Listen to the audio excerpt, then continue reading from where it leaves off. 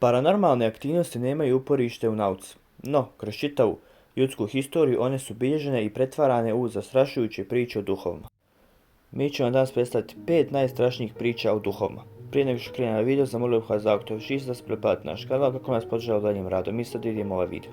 Egzorcizam Roland Doe. Godine 1949. skupina katoličkih svećenika izvela je egzorcizam na dječaku poznatom kao Roland Doe, koje nije njegovo pravo ime. Priče oko dječaka govorile su da ima nadnaravne moći, među kojima i nadljudsku snagu, poznavanje prastarih jezika te telekinezu. Istražitelji tog slučaja sve te navode nazvali su preuveličanima, te istaknuli da je riječ o psihički bolesnom dječaku koji je mrzio ići u školu. Ta priča je bila inspiracija za pisanje novele Egzorcist Williama Petera Blatija 1971. godine, po kojoj je snimljen istoimeni kontroverzni film. Šuma Aokigahara. Tokom posljednje 3 decenije u toj šumi pronađeno je mnogo leševa žrtava samoubistava.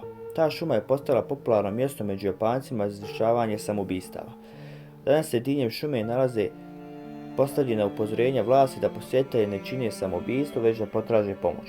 Sa toliko samoubistava pojavile su se i priče o duhovima žrtava koje šetaju šumom, a na YouTube je objavljeno i više snimaka navodnih prikaza koje su snimili posjetitelji. Duh sa nadzorne kamere. 2003. godine duh kojeg su nazvali Skeletor plijenio je pažnju medija.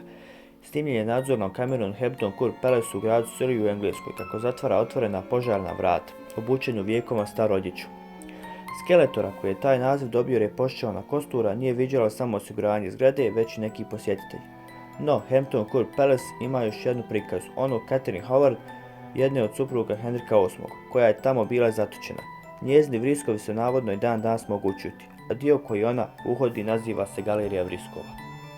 Londonski toranj.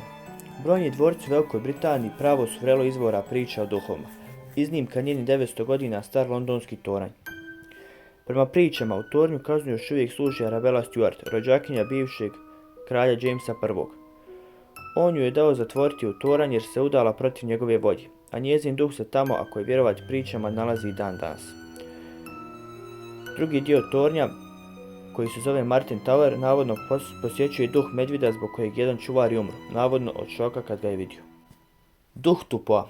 Riječ je o prastaroj priči o duhu koji se htio svetiti. Prije svoje smrti Tupo je služio kao ministar kineskom caru Cuanu od 827. do 783. godine prije nove ere.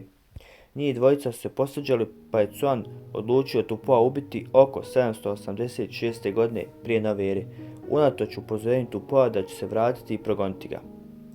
No, Tupo je učinio puno više od toga. 3 godine kasnije Cuan je ubijen strijelom ispaljenom iz luka kojeg je držala prikaza koja je sličila Tupou, a događaj se desio pred okupljenim plemićima. Stigli smo samo kraj jednog videa. Ako vam se video svidio, zamolio bih vas da ostavite like i da se pretplatite naš kanal i do idućeg videa imate jedan veliki pozdrav.